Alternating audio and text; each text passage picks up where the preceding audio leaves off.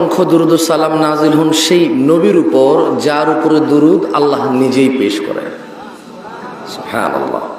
এবং আল্লাহ আদেশ করেছে, বলেছে ইয়া আইয়ুহাল্লাযীনা আমানু, হে তোমরা যারা ঈমান এনেছো, মুসলমান মহিলা অথবা পুরুষ।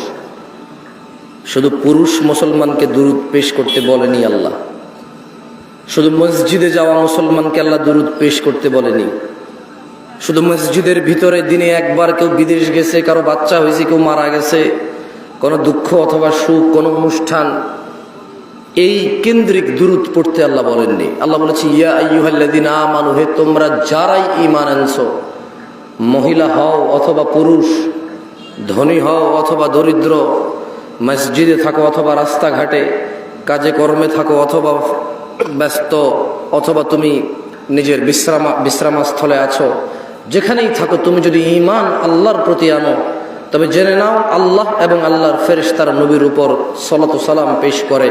তোমরা যারা ঈমান এনেছো তোমরাও সালাতু সালাম পেশ করো। এই আদেশ কে করেছে? তাহলে এই আদেশ আমরা মানব।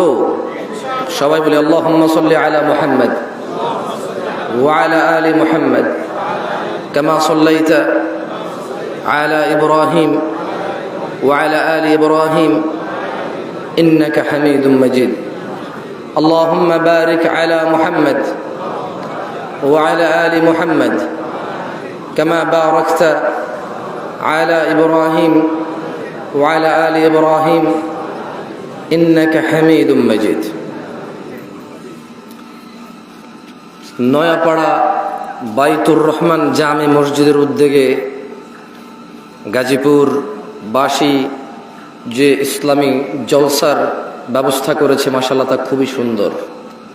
যদিও বাংলাদেশে এখন ওয়াজ মাহফিল গায়ে হলুদে পরিণত হয়েছে, একটা সিনেমা নাটকের অনুষ্ঠানে পরিণত হয়েছে, একটা বিয়ে, একটা মেলা, এটা কি মেলা, চটপটি, ফুচকা, বেলুন, চানাচুর, মুড়ি, বট, এই দোকানের এত ভিড় থাকে, মহিলা পুরুষের অবাধ চলাফেরা হয় ওখানে। অথচ মাইক্রোফোনের সাউন্ড, স্টেজে না আসলে কি হবে? মানুষ তার নিজ গৃহে থেকে আল্লাহর কোরআনুল কারীমের এই দাওয়াত, রাসূল সাল্লাল্লাহু আলাইহি ওয়াসাল্লামের সহিহ সুন্নাহর দাওয়াত, এই তথ্য প্রযুক্তির যুগে আল্লাহ মানুষকে এই নিয়ামত দিয়েছে যে মানুষ কষ্ট করে আসা লাগে না, কষ্ট করে না এসেই মানুষ মাইক্রোফোনের মাধ্যমে শুনতে পায়। তবুও ওয়াজ মাহফিলের এমন একটা পরিবেশ যেটা অসহ্যকর আমার কাছে, তা হচ্ছে প্রচুর পরিমাণে দোকানপাট থাকবে, একদিকে বক্তা আলোচনা করবে, আরেক দিনে মানুষ বুট বাদাম খাবে, চটপটি ফুচকা খাবে, একদিকে মানুষ একটু রেডি হচ্ছে খেতে যাবে, অন্যদিকে খাওয়া দাওয়া করে আসবে। একটা রাস্তার মধ্যে বিশাল বড় ভিড়, হাঁটা চলা, কথাবার্তা, এদিকে বেলুন বাজে, ওদিকে বাঁশি বাজে, একটা মেলার মতো পরিণত করেছে মানুষ। সেদিক থেকে মাশাআল্লাহ, যদিও স্টেজটা ছোট, যদিও প্যান্ডেলটা ছোট নয়, মাশাআল্লাহ মোটামুটি বেশ মানুষ হয়েছে।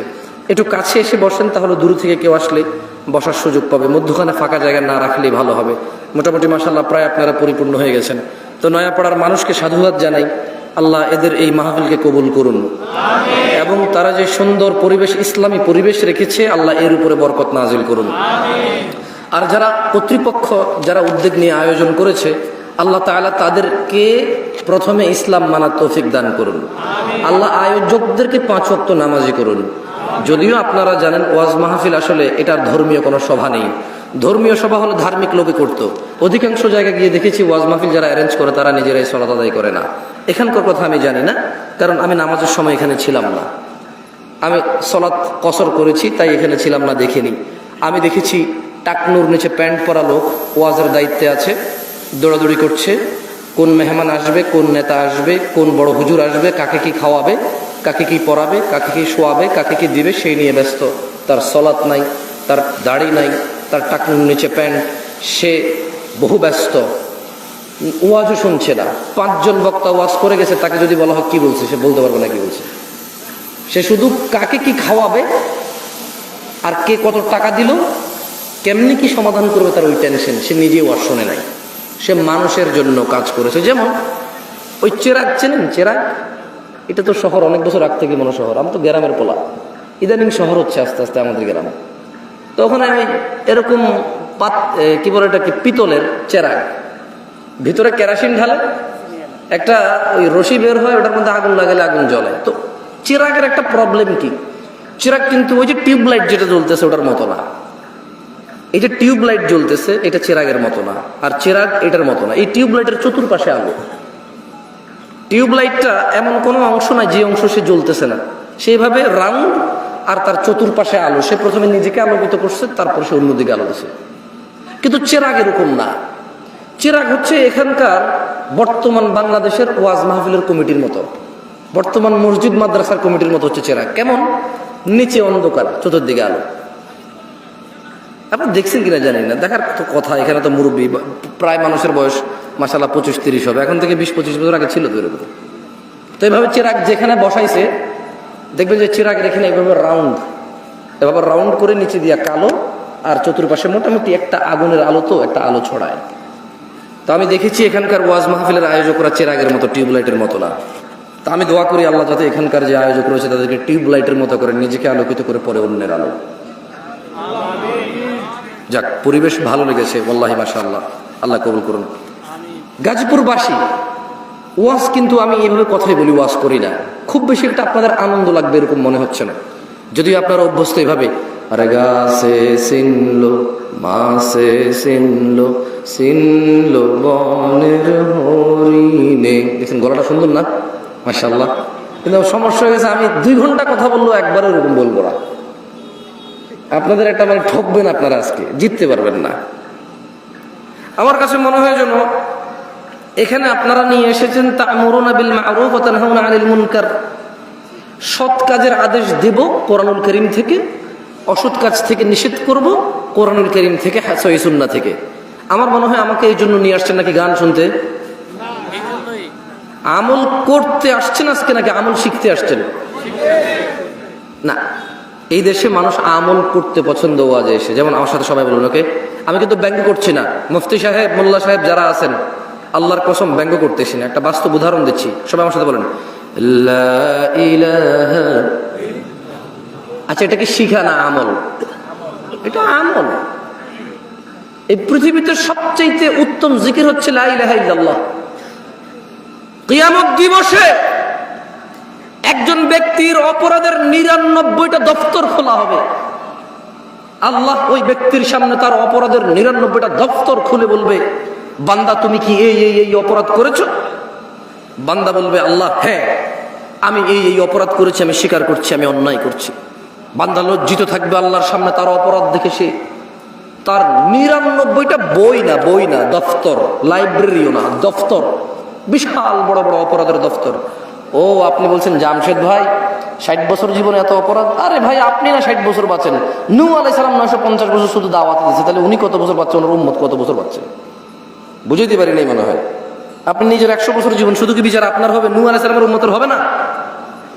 কি নূহ আলাইহিস সালামের উম্মতের বিচার হবে না? আদম আলাইহিস সালামের উম্মতের বিচার হবে না? মুসা ঈসা আলাইহিমুস সালাম আজমাইনের উম্মতের বিচার হবে না? তো সব নিজের দিয়ে বিচার করেন কেন? হ্যাঁ, হতে পারে এই 60 বছর এই ইন্টারনেট। আচ্ছা, একটা কথা বলি, একটা লোকের ডিশ কেবল ব্যবসা আছে। কি কেবল ব্যবসা? আপনি তো অবাক হচ্ছেন যে জামশেদ ভাই 70 বছর বয়সে 99টা দফতর, how is it even possible? একটা মানুষ 60 বছরে কয়বার জানা করতে পারে, কয় গ্যালন মদ খেতে পারে, কয় কোটি টাকা সুদ খেতে পারে, ঠিক না? আপনি এরকম চিন্তা করতেছেন, ঠিক না? ধরে নেন তো একটা সুদী ব্যাংকের মালিক, যে সুদী ব্যাংকটা প্রতিষ্ঠা করছে আরো 20 বছর আগে, তার ব্যাংকে প্রতি মাসে 5,000 কোটি টাকার লেনদেন হয়।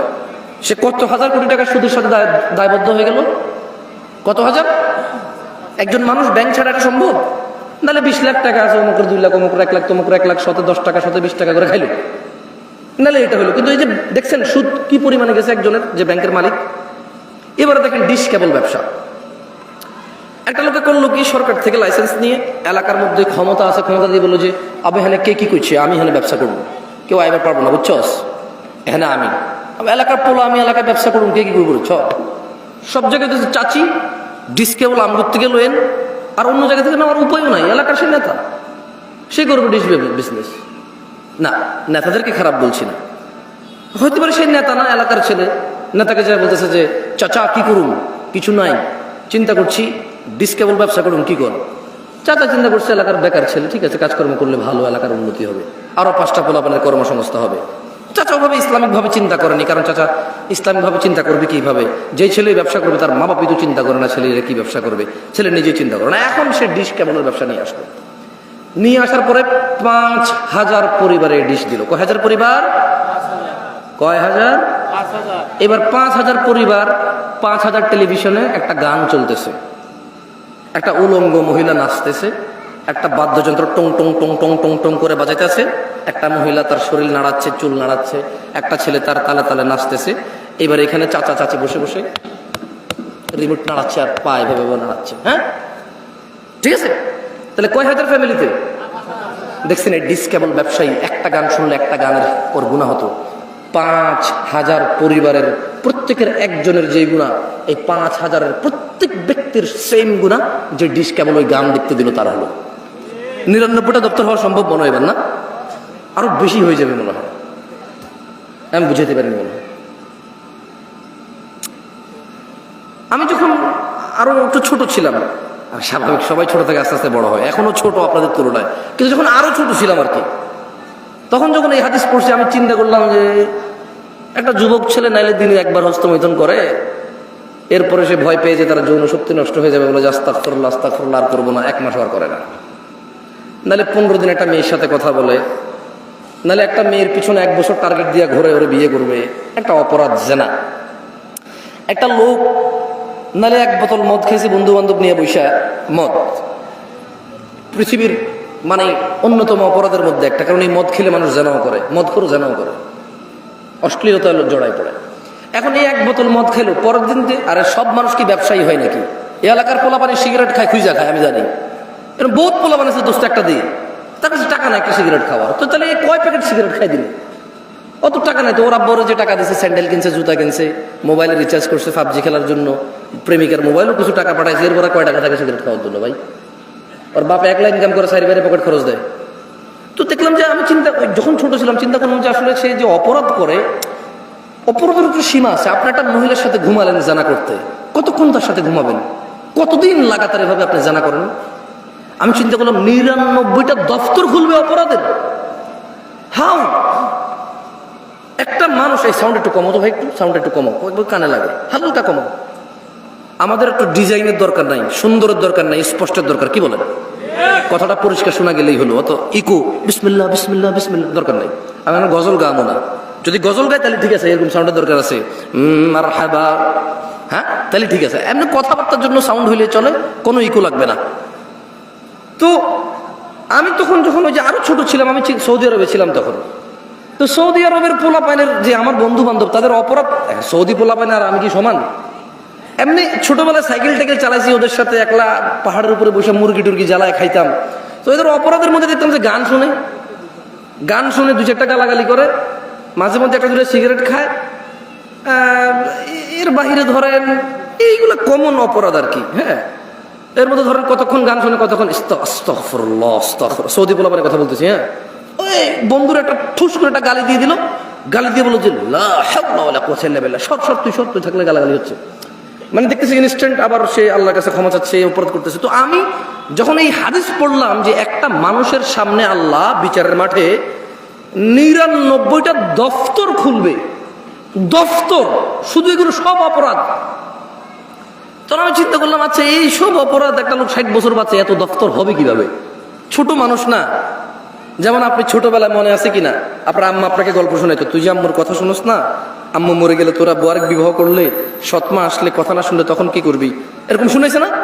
আপনি তখন চিন্তা করতেন যে আইরি আমি ওই যে ড্যাঙ্গার ভিতরে বাগানে পায়খানা করতে যাবো কিভাবে, জিনবুত আছে আমার আম্মা মরে গেলে, কারে নিয়ে ঘুমাবো, এরকম চিন্তা করে নাই কেউ এখানে? আমার আম্মা যখন আমাকে এরকম শোনাইতো, আমি চিন্তা করতাম আম্মা মরে গেলে আবার কার সাথে ঘুমাবো? ছোট ছিলাম তো, সত্যি বলছি। আপনাদের এরকম হয় নাই? হয় নাই এরকম আপনাদের? তো ওই ছোট মানুষ তো ছোট চিন্তা। এখন কি আর কেউ এরকম মনে করে মা মরে গেলে কার সাথে থাকবে, কাকে মা ডাকবে? কেউ মনে করে না, কেউ এরকম ফিল করে না তার মা বাপকে। একটু যখন নিজে নিজে খেতে পারে, নিজে নিজে হাঁটতে পারে, 4টা বন্ধু আছে, 5টা বান্ধবী আছে, চাকরি আছে, ব্যবসা আছে, বাণিজ্য আছে, টাকা আছে, বউ আছে, ছেলে মেয়ে আছে, এখন আর কেউ মা বাপ মরে গেলে কি আর বাঁচলেই কি? কারণ ওই ছোটবেলার যে ফিলিংস ছিল, আমার আম্মা মরে গেলে আবার কার সাথে থাকবে।